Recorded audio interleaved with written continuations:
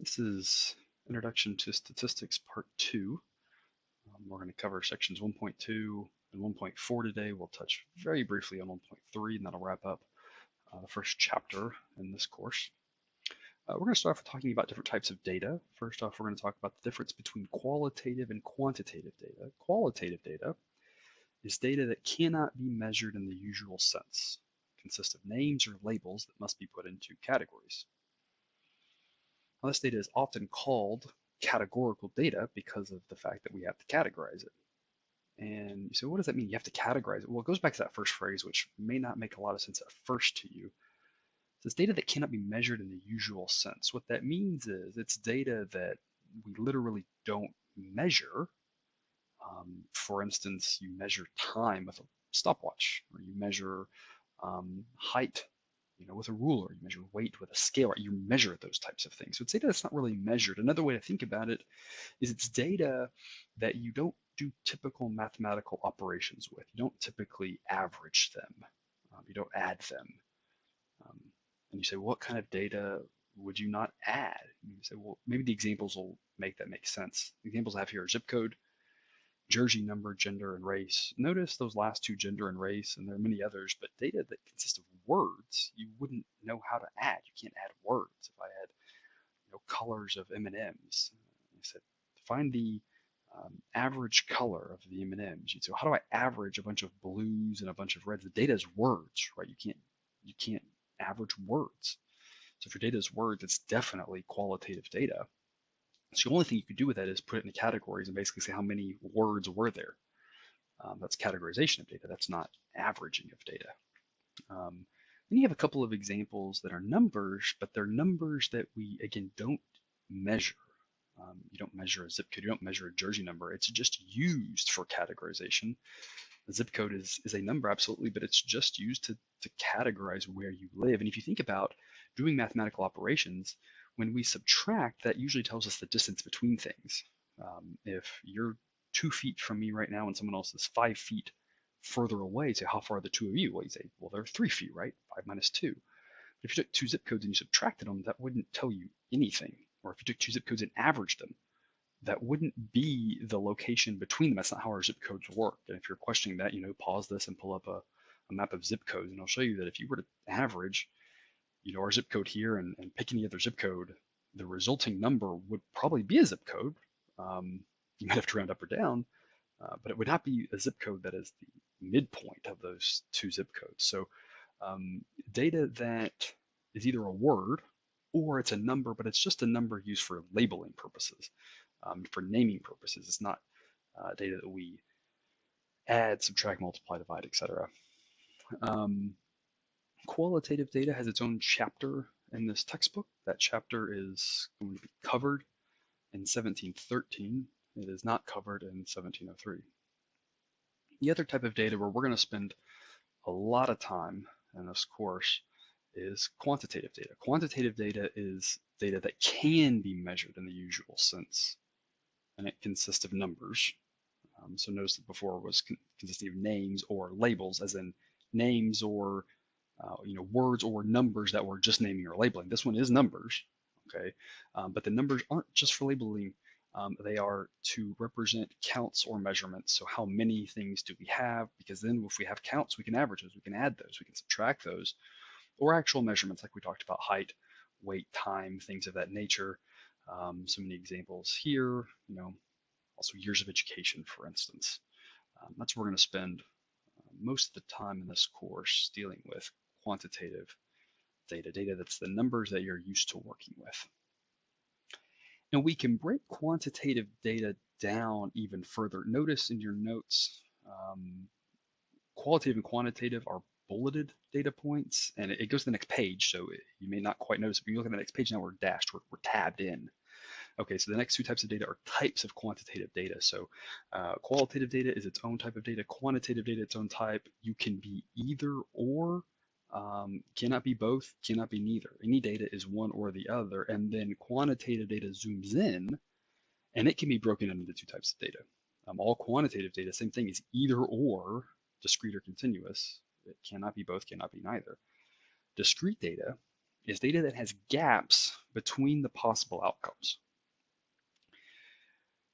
We need to make a distinction here and say we're not thinking so much about the data that we actually have. We're talking about the possible outcomes. So my data set will never contain all of the possible outcomes, right? It's just going to contain some of them. So there's always gaps in our data because we never have all of the data, right? We're just talking about the possible outcomes. Is it possible to have a certain data value or not? Discrete data has gaps between my possible outcomes. So whole number data is a good example of discrete data because any sort of data set that's whole numbers, number of people is a common example. You can have 2 people, you can have 3 people, you can't have 2.5 people. There's a gap between 2 and 3. Some other examples, shoe size, points in a sporting event. Notice though, and I use shoe size here for a reason, it doesn't have to be just whole numbers. Notice shoe size has halves, but there are gaps, right? You can be a size 9.5, you can be a size 10. There is no 9.75, there is no 9.7, there is no 9.6, there is a 9.5. So decimals doesn't necessarily tell us discrete or continuous. It's what options do we have within those decimals. Same thing with money, right? When we think about money, you can have $10.31, you can have $10.32. Both of those are decimals. However, you cannot have 10.315. So there is a gap. Now that gap happens to come with a third decimal place, but there's a gap. So when we think about physical money, that would be discrete. The other possibility within your quantitative data, again, data that we can do math with, is continuous, and that's of course going to be data then without gaps, right? If one's option has gaps, the other option's without gaps. And this is where, again, we know that the data will have gaps. We're thinking about the possible outcomes. Again, not your actual data. So is it possible to have certain values? And this is going to be more measured type things. When we think about someone's height, okay, someone could be 5'7". They could be 5'7.1 inches. They could be 5'7.11 inches. They could be 5'7.111 inches. Now, do we have the tools to measure that? That's not really relevant. It doesn't say continuous data is data without gaps, given that we have the proper measuring tools to actually find this. No, we're saying possibility. Is it possible that someone has that height? And the answer would be yes. If we had the ability to measure, we could go infinitely long on those decimal places of someone's height. And so that's why that's continuous data. Another example, foot length and weight. Again, when you get on the scale, your scale will round to a certain decimal place, maybe a whole number, maybe tenths, etc.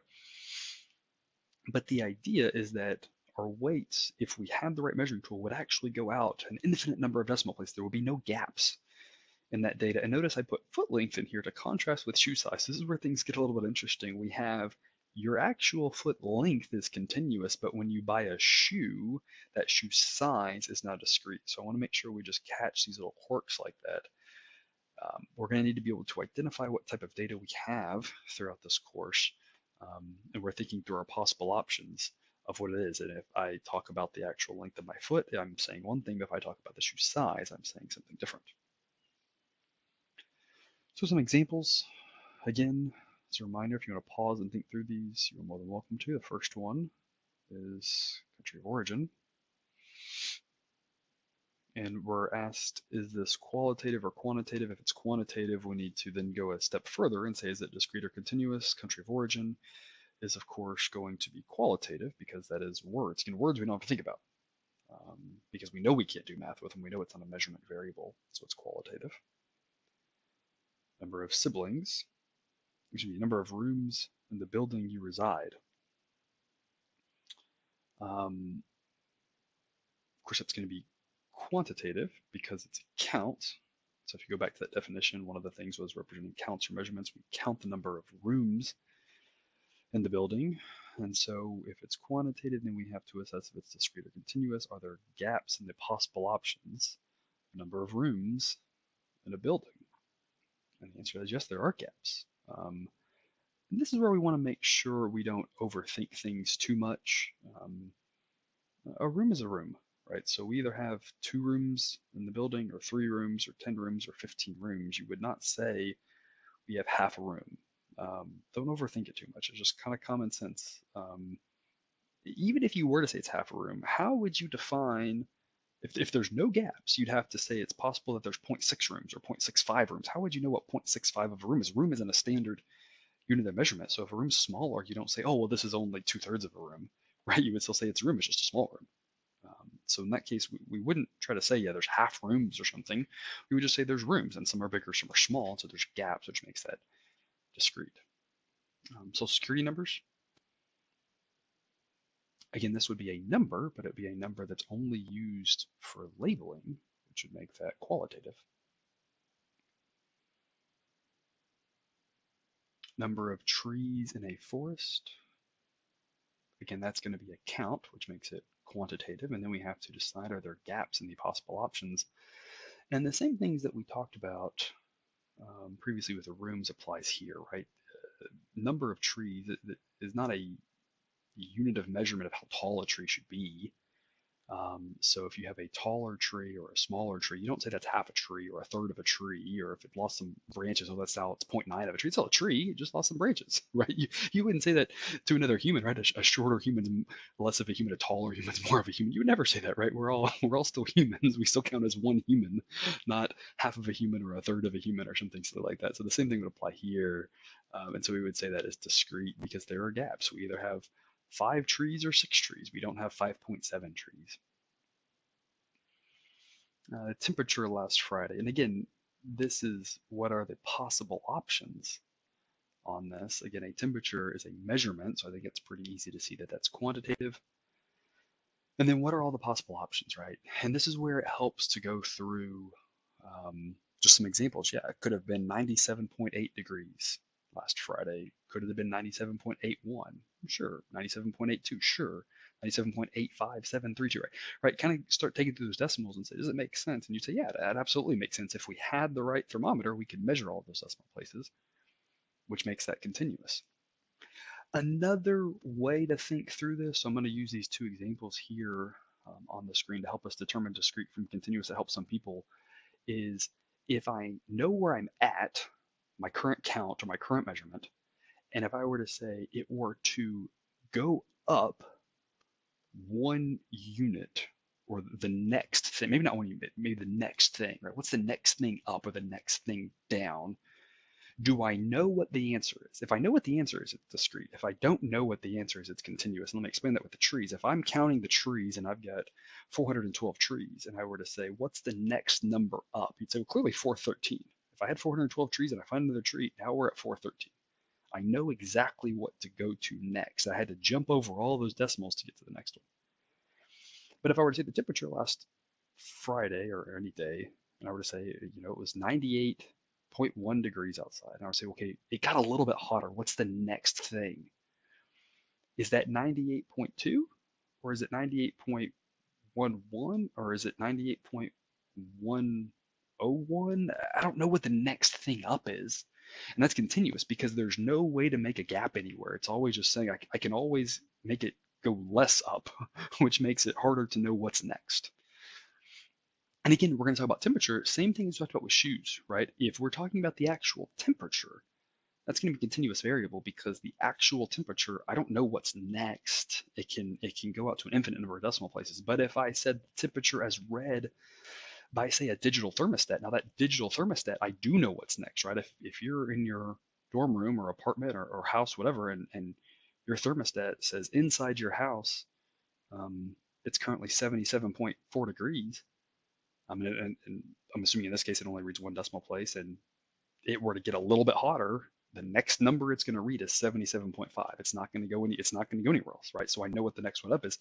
So the temperature as read by a digital thermostat, that would be discrete data, but the actual temperature itself would be continuous. So kind of a weird quirk there again that I want to make sure you're catching. Then our last example, phone number. Phone number should be pretty easy one. It is a number, but it is one that you couldn't add, subtract, or do anything with, and it makes sense. So that is qualitative.